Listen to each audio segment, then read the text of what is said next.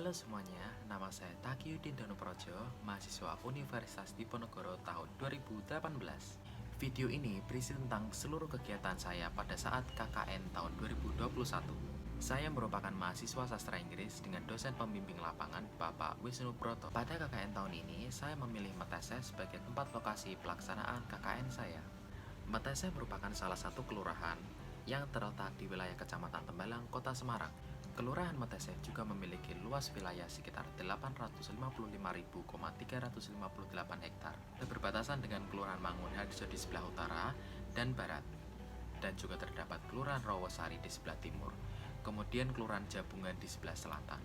Kelurahan Metese memiliki jumlah penduduk dengan rincian penduduk laki-laki sebanyak 10.313 jiwa dan juga penduduk perempuan sebanyak 10.016 jiwa. Pada Kelurahan Metese terdapat 188 RW dan juga 30 RT, yang salah satunya merupakan RW 16. RW 16 terletak di Jalan Dinarmas nomor 12. Pada RW 16, bagian besar wilayahnya terdiri dari pemukiman warga.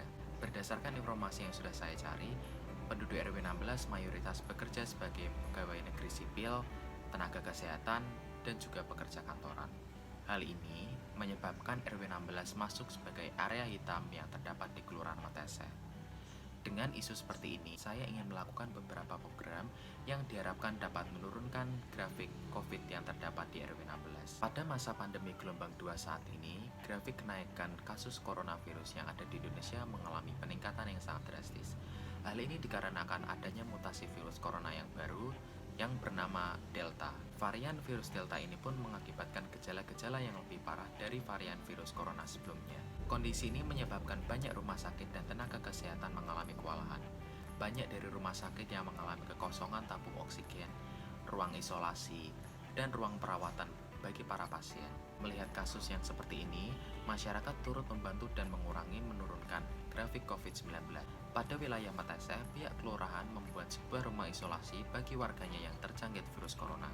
Rumah isolasi ini awalnya merupakan gedung kantor milik Kelurahan Metese yang diubah menjadi asrama untuk para pengidap penyakit COVID. Rumah isolasi ini bersebelahan dengan Puskesmas Metese, sehingga perawatan para pasien diawasi oleh tenaga kesehatan yang memadai. Pada asrama ini terdapat tempat tidur, kamar mandi, tempat terbuka, dan juga dapur yang bisa digunakan oleh para pasien. Tepat di lokasi asrama tersebut juga dibangun posko COVID dari tenda yang difungsikan sebagai tempat pendataan pasien-pasien baru yang datang di asrama tersebut.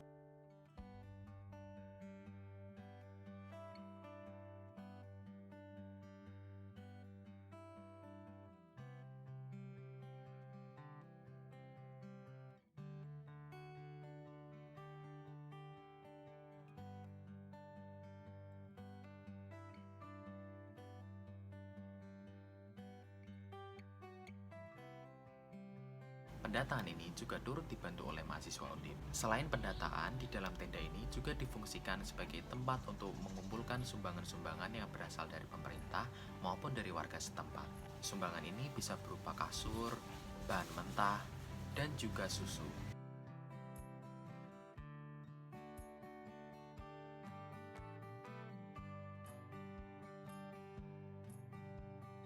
Dengan kondisi kasus COVID yang tinggi ini, saya membawakan dua program yang diharapkan dapat mengurangi penyebaran virus corona sehingga menciptakan herd immunity yang ada pada warga. Pelaksanaan program KKN saya dilakukan secara online. Hal ini sesuai dengan anjuran Kepala RW dan juga dosen pembimbing lapangan saya. Pelaksanaan program secara online ini dilakukan karena RW 16 sudah memasuki area hitam, di mana banyak warganya yang sedang isoman karena terjangkit virus corona. Dengan pelaksanaan online ini, sehingga kemungkinan untuk bertatap muka sangat kecil dan mengurangi penyebaran virus corona.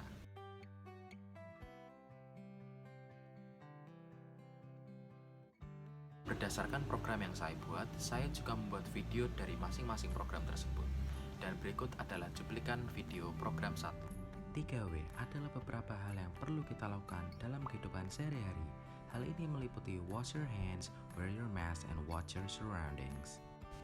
Mencuci tangan adalah hal sederhana yang tanpa kalian ketahui memiliki peran yang sangat penting. Dalam melakukan berbagai aktivitas, kita mungkin tidak sadar bahwa kita telah melakukan hal yang mungkin dapat menyalurkan kuman. sehingga sangat penting untuk kita mencuci tangan dengan sabun agar kita terhindar dari virus dan kuman-kuman berbahaya. Yang kedua adalah penggunaan masker. Hal ini dilakukan karena mengingat virus corona yang telah bermutasi menjadi virus corona Delta, di mana virus ini lebih mematikan. Yang ketiga adalah memperhatikan lingkungan Anda. Beberapa kali mungkin kita sering melihat teman, saudara, tetangga, atau orang-orang di tempat umum yang sering lalai akan protokol kesehatan seperti ini. Kita dapat melakukan pendekatan kepada mereka dan memberitahukan kepada mereka bahwa menjaga protokol kesehatan itu sangatlah penting, bukan untuk dia namun untuk semua orang. Kemudian ada 3C yang berisi tentang hal-hal yang perlu kita hindari di saat masa pandemi seperti ini, meliputi crowded space, confined space, dan close conversation. Yang pertama, crowded space atau ruang terbuka. Setiap orang memiliki kemungkinan untuk menjadi pembawa virus corona tanpa tanda gejala fisik bila tidak diketahui. Hal inilah yang sangat berbahaya sehingga kita mampu terjangkit oleh virus tersebut di ruang terbuka tanpa kita ketahui. Yang kedua ada confined space atau ruang yang terbatas. Ruang terbatas dapat diartikan sebagai ruang yang hanya memiliki satu pintu masuk dan satu pintu keluar, seperti ruang meeting dan ruang bioskop. Hal ini menyebabkan perputaran sirkulasi udara menjadi tidak lancar dan menyebarkan virus. Yang terakhir adalah close conversation atau percakapan jarak dekat. Percakapan yang dilakukan dengan jarak yang kurang dari 1 meter bisa menjadi berbahaya karena kita tidak mengetahui lawan bicara kita apakah dia termasuk orang tanpa gejala atau tidak. Dan ini adalah cuplikan video program kedua saya, Contactless, sebuah kebiasaan baru di masa pandemi. What is contactless? Contactless adalah sebuah aktivitas yang dilakukan dua individu tanpa melibatkan kontak secara langsung. Dalam beberapa waktu yang lalu, pembayaran dengan metode cashless atau non-tunai sempat mendunia karena keefektifannya dalam menjalankan sebuah transaksi. Lalu apa yang bisa kita modifikasi dari metode pembayaran ini di masa pandemi? Seperti yang kita lihat, pembayaran cashless mengurangi kita untuk bersentuhan langsung dengan uang dan juga berkontak fisik dengan individu yang lain. Dalam beraktivitas, kita tidak mengetahui bahwa beberapa barang yang berada di luar ruangan telah berpindah dari satu tangan ke tangan yang lain, sehingga memungkinkan penumpukan virus yang terdapat pada permukaan barang tersebut. Dengan menggunakan sarung tangan plastik dalam beraktivitas kehidupan sehari-hari, kita mampu mengurangi penyebaran virus tersebut dan mengurangi kontaminasi virus yang terdapat dalam benda-benda di luar ruangan. Selain itu, kontaminasi virus juga terdapat pada permukaan-permukaan yang lain, seperti eskalator, tombol lift, dan juga mesin ATM. Untuk mengurangi kontaminasi virus ini, kita bisa menggunakan Cofinger atau Corona Finger. Cofinger adalah alat berbentuk kunci yang mampu membantu kita dalam kehidupan sehari-hari agar tidak terkontaminasi dengan benda-benda yang lain. Corona Finger dapat membantu kita dalam menekan tombol yang ada pada mesin ATM dan juga di lift. Selain itu, penggunaan Cofinger juga dapat dilakukan di pasar tradisional.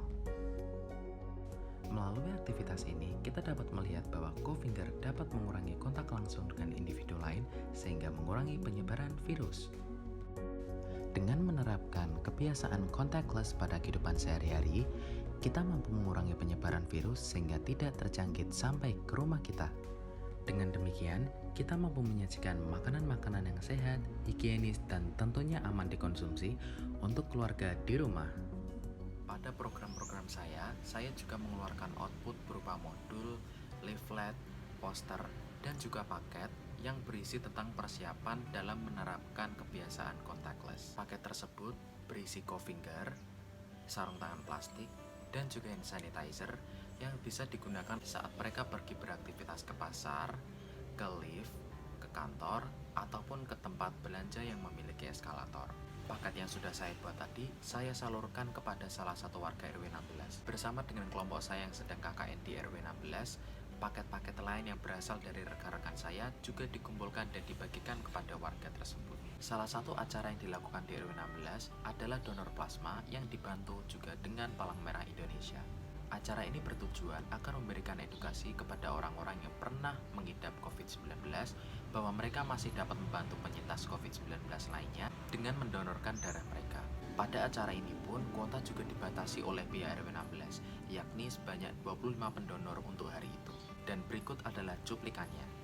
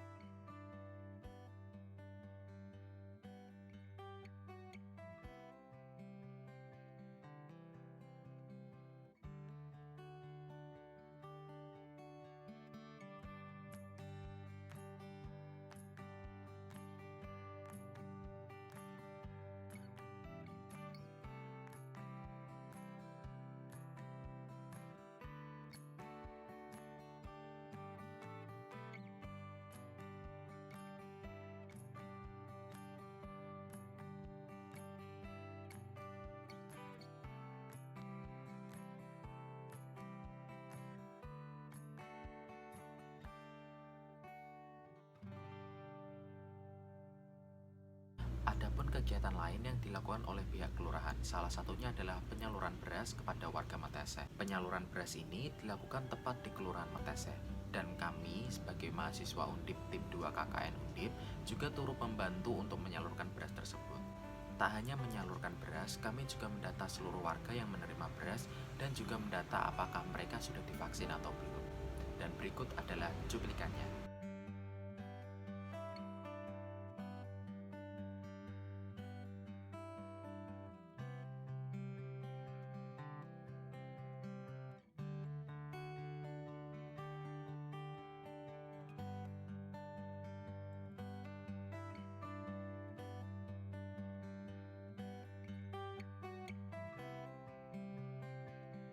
Baiklah, itu tadi adalah seluruh kegiatan KKN saya di Kelurahan Metese.